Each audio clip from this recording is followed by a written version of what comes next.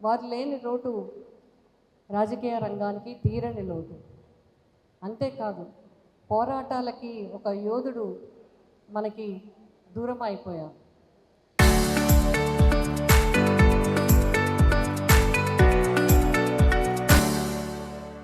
ఏదైనా ఒక పోరాటం చేయాలంటే ధైర్యంగా ముందుకొచ్చి మరి అందరినీ కదిలించి సమీకరించి అందరికీ కూడా వివరించి పట్టు వదలకుండా చేసే వ్యక్తులు ఎవరైనా ఉన్నారంటే అతి కొద్ది మందిలో, చాలా తక్కువ మందిలో రాష్ట్ర వ్యాప్తంగా చూస్తే పద్మనాభం గారు ఒక్కరు.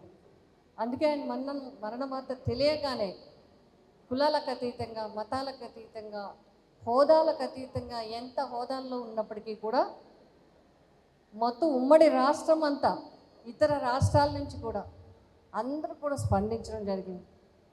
ఒక మహాయోధుడిని, ఒక సుదీర్ఘ రాజకీయ నాయకుడిని ఈ రంగం కోల్పోయిందని చెప్పడం జరిగింది. అంతేకాదు ఈ రోజు వరకు కూడా ఆయన మన దూరమైనప్పటి నుంచి కూడా ప్రతి చోట పార్టీల పరంగా, పార్టీలకు అతీతంగా, అదేవిధంగా కాపు సంఘాల నుంచి కానీ ఇతర అసోసియేషన్స్ కానీ ఆయనకి నివాళులు అర్పిస్తూ సమావేశాలు, సభలు జరుగుతూ ఉన్నాయి. మరి ఇప్పుడే పెద్దలందరూ చెప్పడం జరిగింది. నాకు కూడా ఆయనతో కలిసి పనిచేసే అవకాశం వచ్చింది.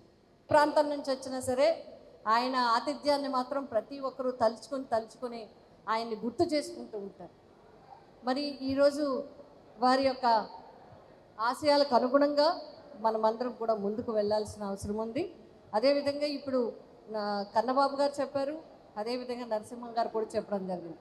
రేపు ఆగస్టు 1వ తేదీన, ఎందుకంటే ఆయన చెప్పిన మాట ప్రకారం వారి కుటుంబ సభ్యులందరూ కూడా వారి మాటని పాటిస్తూ ఉన్నారు కాబట్టి మనమందరం కూడా అభిమానుల పరంగా అందరూ కూడా ఆయన సంస్మరణ సభని కిర్లంపూడిలోనే నిర్వహించుకోవాలని మరి నిర్ణయించుకుని మరి చెప్పడం జరిగింది. కాబట్టి అందరూ కూడా దానికి అక్కడ హాజరై వారికి ఘనంగా నివాళులు అర్పించే కార్యక్రమంలో అందరూ భాగస్వాములు కావాలని చెప్పి మీ అందరినీ కోరుకుంటూ